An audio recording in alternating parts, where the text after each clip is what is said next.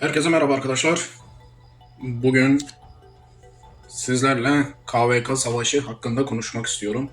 Şimdi arkadaşlar KVK Savaşı normalde ya gündüz başlardı ya da yine de Türkiye saatine uygun olarak başlıyordu.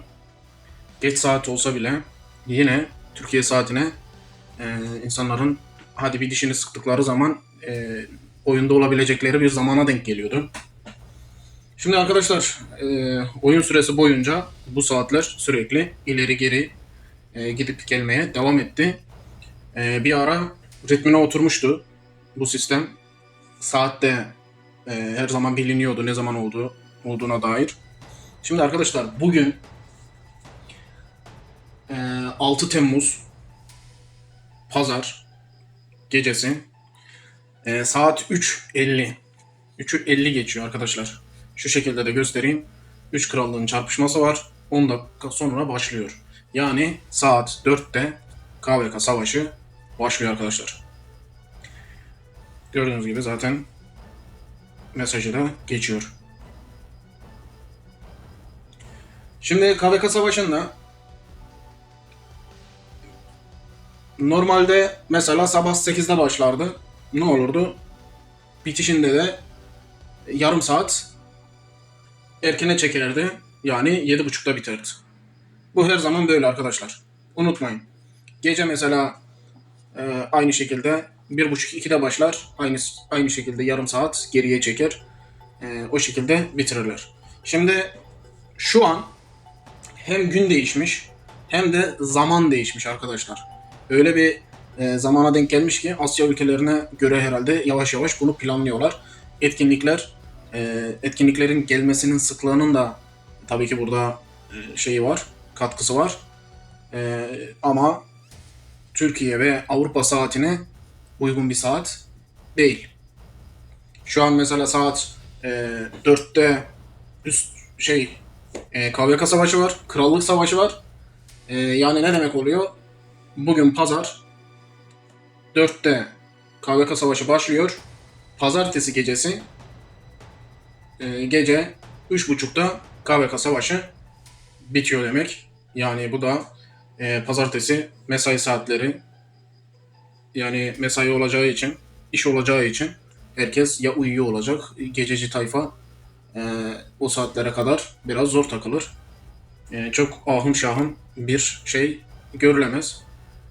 Çinlilere ve Asyalılara bu saat tam olarak etkilemiş durumda. Onlar için daha iyi bir saat. Şimdi yarın öteki gün bu düzelir mi düzelmez mi bilmem. Ama arkadaşlar böyle ahım şahım savaşılan bir yerde, işte üssü biz alacağız mevzusu yapılan yerde sürekli savaşan e, loncalara sorun teşkil edecek bir KVK modu bu.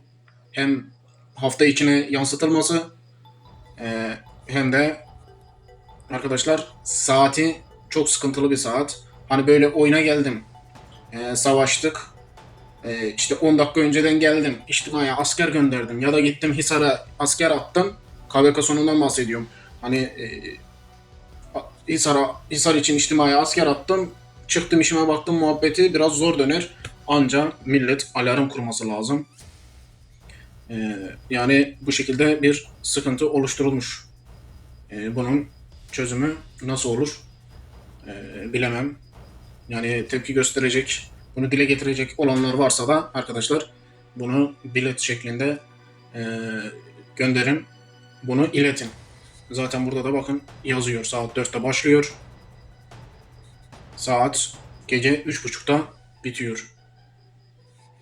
Şimdi şu saatte örnek veriyorum, KVK Savaşı başlangıcı, e, bir günlük süreci ve sonu zaten çok önemli de başlangıcı aslında daha bir önemli.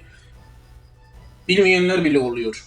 Yani şimdi düşünün saat 4'te KVK'nın başladığını, ya karşıya güçlü rakipler gelse, ulan Türkiye ve Avrupa saatinde kim doğru düzgün ayakta ki bu saatlerde? Kim kime haber verebilecek? Nasıl bir organize olabilecekler? Burası sıkıntılı arkadaşlar. Saat, zaman, gün dediğim gibi bir sorun haline gelmiş durumda şu an KVK'da. bilerek zaman tarih veriyorum ki yani bilin, bugün böyle bir şey yaşandı. Yarın öteki günde saatlerde oynama yapılabilir. Şu an düşünüyorum mesela daha kötü hangi zaman zarfına gelebilir diye. E, Galiba en kötü saat dilimi bu saat dilimi diye düşünüyorum.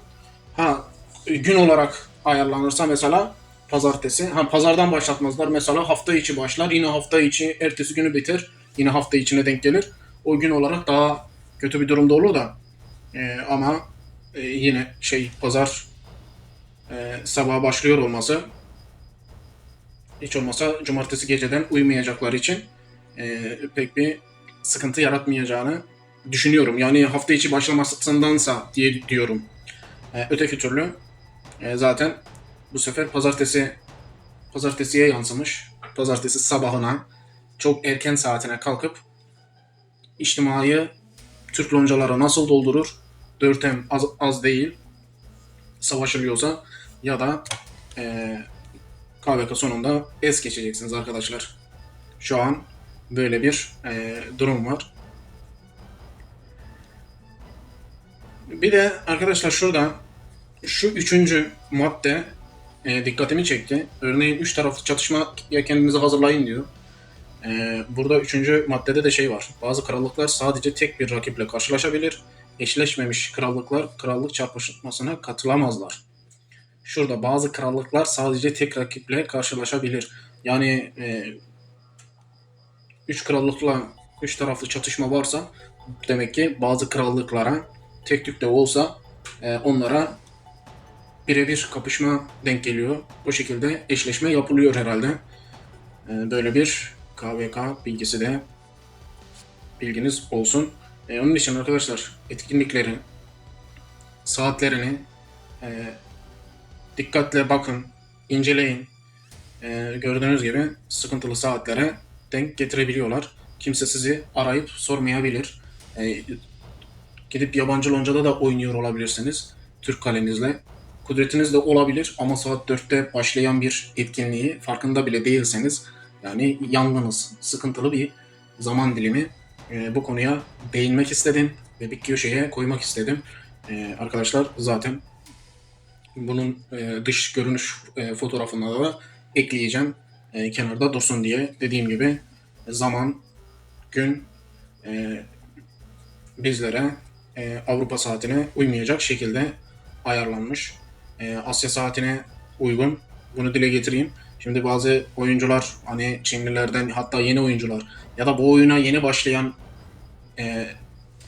başladığı zamanları düşünen oyuncuları söyleyeyim.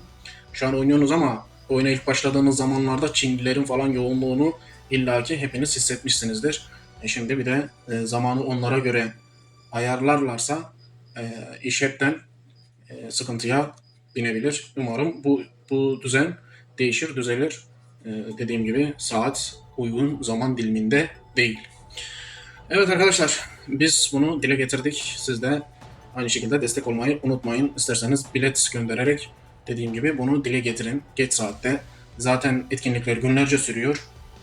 Bu saatte online olunamayacağını ve dünyanın bir tarafının bu şekilde sıkıntıya uğrayacağını dile getirebilirsiniz. Arkadaşlar zaman diliminin düzeltmelerini söyleyebilirsiniz. Arkadaşlar videoyu beğenmeyi, kanala abone olmayı unutmayın. Desteklerinizi bekliyoruz. Kendinize iyi bakın. Sağlıcakla kalın. Görüşmek üzere.